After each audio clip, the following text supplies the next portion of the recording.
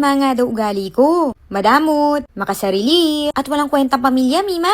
Yung tipong afford ko naman daw, ay pinahihirapan ko pa sila. Ay kailan naman kasi nagka-victory nang walang challenges? Winners na walang struggles? Walang ganun, Mima.